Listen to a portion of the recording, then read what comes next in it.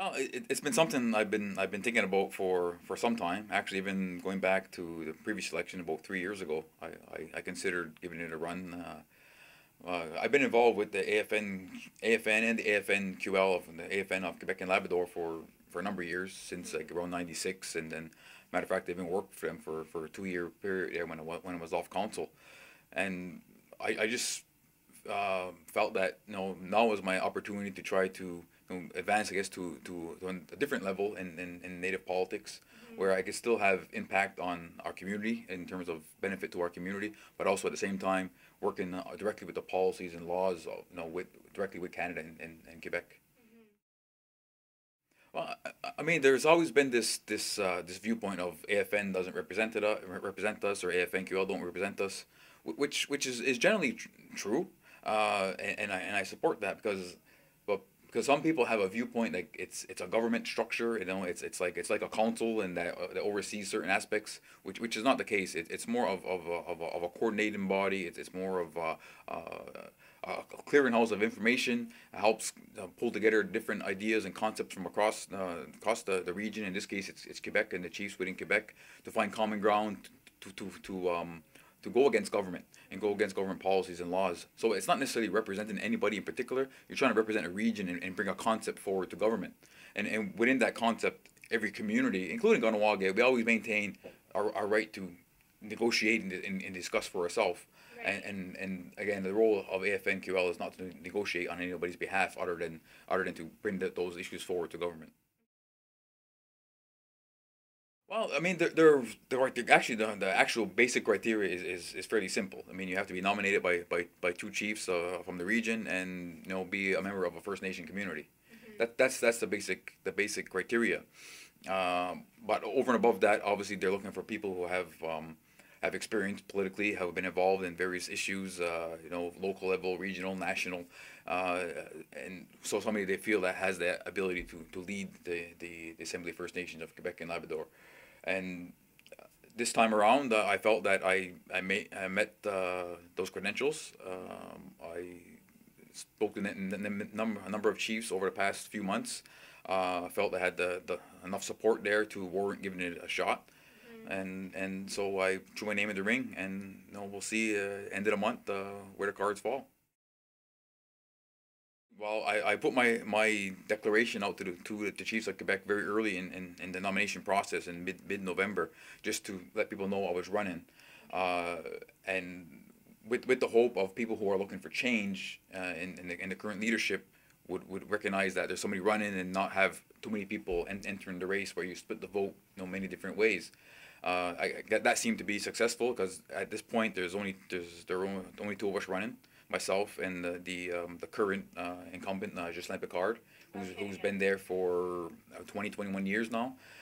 So a lot of people again are looking for a different direction, a different way of doing business at the regional level, and I'm trying to offer that to them. Just about everybody I spoke to so far was positive feedback, wishing me all the luck that they can give, because it's not a community type election. It's only the chiefs that have the vote, but I've been getting very positive feedback. French is always a concern. No, I understand generally French. I speak a little bit of French, but and that was one of the, I guess, maybe of the areas of concern that I had personally, as well as I know some chiefs have expressed that concern. Uh, but it's within a minority of communities that language barrier will really be a concern, because it's almost like one third is English speaking, one third is they're completely bilingual, and like one third is francophone. But even within those francophone communities, there's enough English there for them to be able to communicate basically, and I know a little bit of French to be able to communicate back in French. Plus, we have staff around us, that are completely bilingual, who could assist in translation. Every of all the meetings that we have as an organization have simultaneous translation for all the chiefs. So I don't see it as a major barrier. I understand it's going to cause maybe some difficulties for myself, and especially maybe dealing with French media and things of that nature. But so be the nature of the beast. I mean, we live in this area, and I always keep saying language shouldn't divide First Nations the way it divides Quebecers and Canadians, between languages and, Bill 101 and all that stuff. That's not our fight. If this was, 100 years ago, we have 10 different languages, First Nation languages in the province of Quebec. And now we're talking about 2 languages, so I think we could survive. The role of the AFNQL chief is basically, again, to trying to find consensus amongst all the First Nation communities within the province that on the large issues, the general framework of governance issues that affect all of us, directly with the laws and the policy of governments, federal and provincial governments, and again to try to pull together a common front and bring that either position, vision, or complaints if need be directly to the face of the government on behalf of the First Nations. So it's also a position that oversees a lot of the various commissions that are out there. In Kahnawake, we have our own health commission and economic development commission and such, but there's also the larger ones within the province, which we have associations with in Kahnawake, but you also oversee those economic development commissions. There's a sustainable development. There's the First Nation Education Council, and as well as I believe economic health and are the biggest ones, anyways. Well, Kahnawake, amongst a couple other First Nations, have been in the forefront of pushing forward jurisdictional issues. We have a sound, social economic structure here in the community. As we know, we have good housing, good medical care, and such, clean water. Which some of these basic essentials, a lot of communities are still fighting for, and which is important to give them support. But being on the cutting edge of jurisdictional issues and experiencing that firsthand and seeing that in our community, not just from council but from the community as a whole, and bringing that knowledge and information forward at a higher level could help many other communities rise to that level where they're really talking about law to law and high jurisdictional issues. And the more they move forward, the more it allows Kahnawake to move forward as well. Because there's only so far you're gonna be able to achieve a goal in terms of jurisdiction and stuff if everybody else is at a lower level in terms of jurisdiction. So if we're able to raise the bar there, Kahnawake's bar can continue to rise. I owe this opportunity, to my community. I mean, my community has put me in this position as elected leader for a number of elections, and that's where I gained my experience and my knowledge, and I had opportunity to work, obviously locally and the regional level, national level, and that gave me the ability to take on this next challenge. And if I'm successful, well, we'll cross the bridge when we get there.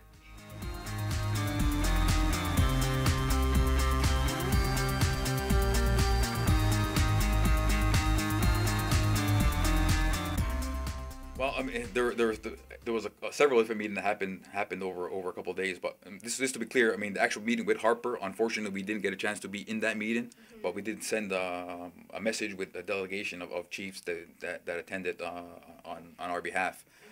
But it was obviously, we all know the I Don't Know More movement has been going on. The issue regarding the Teresa Spence and her hunger strike has added to that momentum of I Don't Know More.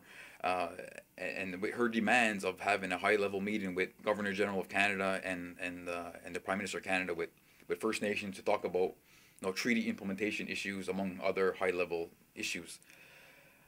Harper has refused that meeting for several weeks, and then somewhat out of the blue, he decided, yes, we're going to meet on Friday and with a delegation of chiefs from across the country to discuss these issues. So that everybody had to play a little bit of catch up, I guess, to say, okay, now we have this meeting set to talk with Harper. What's the message that's going to be delivered to him? And it's a vast differences across the country. Out west, in the prairie provinces, they have the numbered treaties. A slightly different relationship with Canada. Here, more in the eastern area, Mohawks included, and the Mi'kmaq and the Innu. We have different types of treaties, you want to call them. I would refer back to far back as the Tuo Wampum, and then we have treaties of peace and friendship, and the Ozaguachi Treaty, things of that nature, pre-Confederation treaties. So if we talk about implementation of treaties, that means something different to us than it does for somebody who's in the prairie provinces. Right. But the principles remain the same. We're talking about changes in the way the government deals with First Nation issues, looking at more of a nation-to-nation relationship, respecting the historic relationship, and developing laws and policies that reflect that. So that, I mean, that's at the core of it.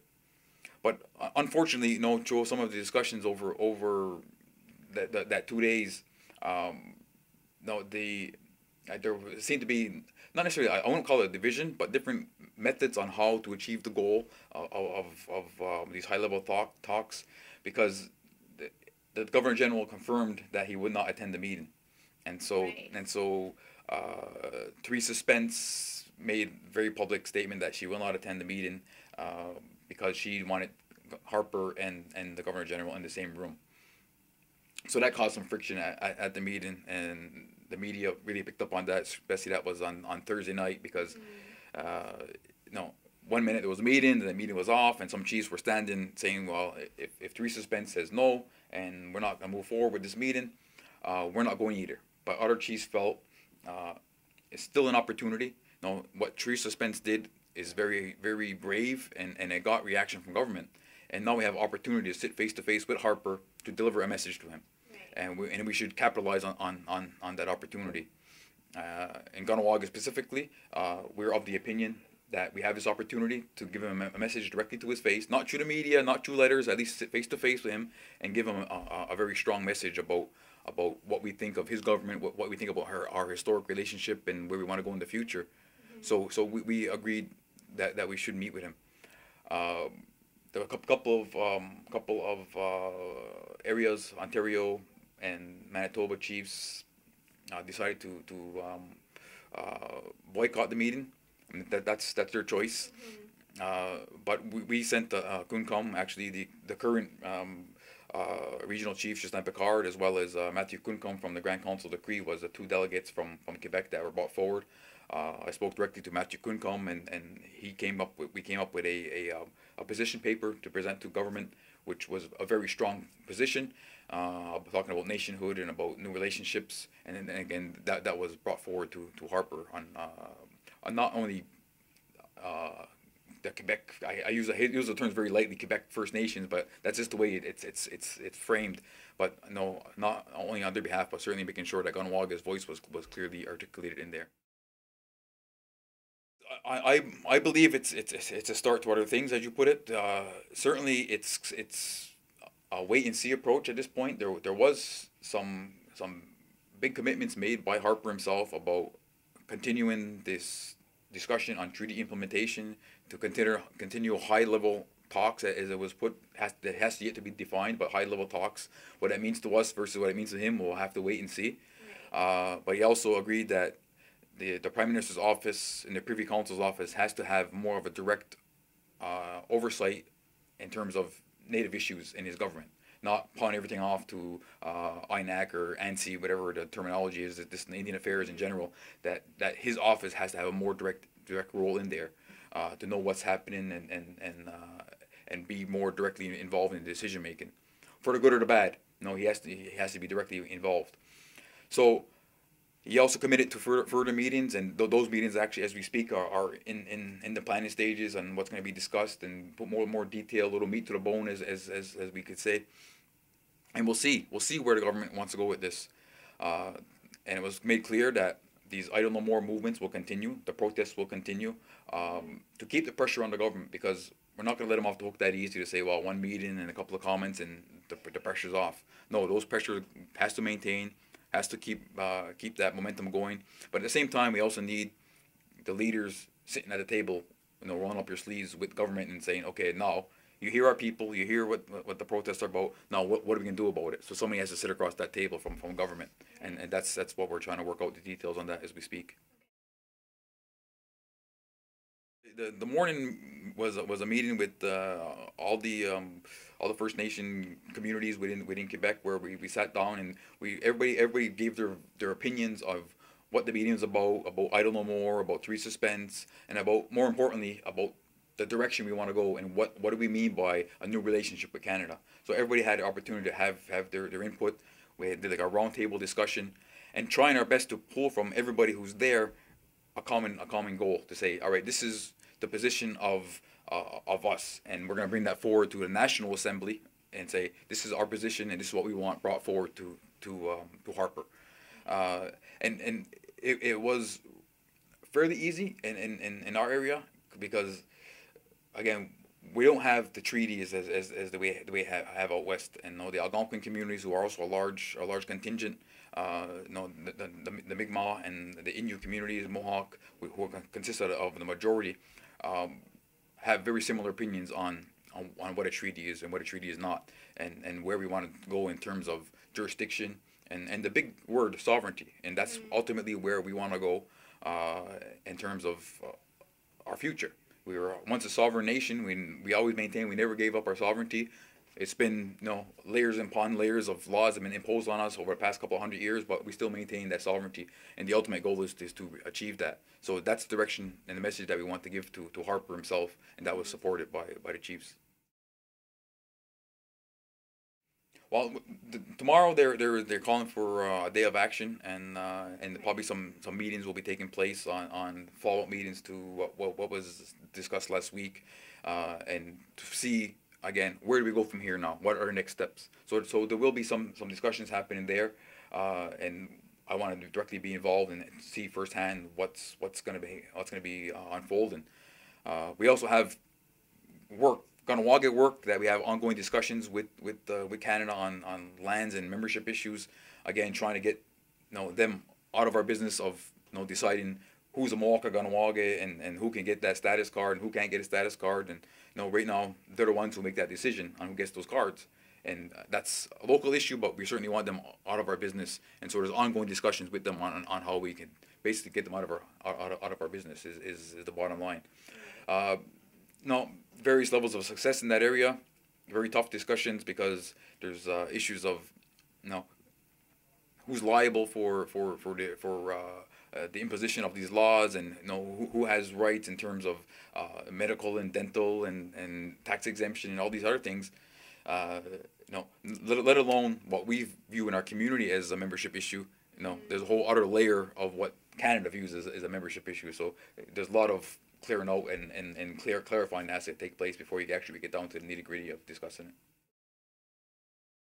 Well, if you look at the bill on the surface, and I think what a lot of people look at and say, well, what's wrong with this? It's a budget bill, but within there you modify a lot of different things.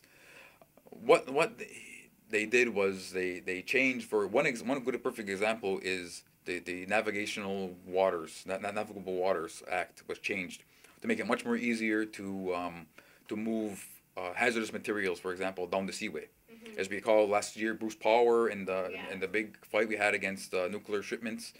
That's one example. Now changing all the laws that would govern something like that, or make them more lax, makes it much more easier for a company such as Bruce Power to take their nuclear shipment and bring it down our front. Our front door, right in our backyard, literally a front door backyard, but it's right here in our community, which again is one example of how that could impact our community. Uh, they made revisions to the Indian Act, which from my perspective, it's not as a big issue for us in terms of the changes to the Indian Act, because for the most part, contrary to what people think, we ignore the Indian Act for 99% of it. We only have to deal with it when we have to deal with it. But it makes it much easier for communities to lease their land to private interests. It lowers the threshold for people to surrender land and so on. So, which is something that we'll never do. I mean, our community would never permit this council or our community in general to say, well, yeah, we're going to give up some land and whatever. It won't happen. So it's not that much of a concern to us, but that certainly raises the concern across the country. But it's more of the whole attitude of government. We've seen, especially since Harper took place, the way he's been doing, you know, we talk about financial cutbacks and the attitude in general. He has a very, the old white paper of '69, the very assimilative attitude of getting rid of native rights and taking small incremental steps to achieve his goal. Take it in small bites, so maybe nobody really says much, or he has a couple of comments are made in the media, then it goes away, and then he'll take another small bite. But this time with Bill 45, and other laws that are in line to come through, I know it was like the straw that broke the camel's back, so to speak, saying enough is enough. the attitude of the government, the laws that you're passing. You're not consulting First Nations whatsoever, and that sparked the whole I don't know more movement. But it was building for a while. The frustration is with the community members across the country, but believe me, the frustration has been building with leadership for a while.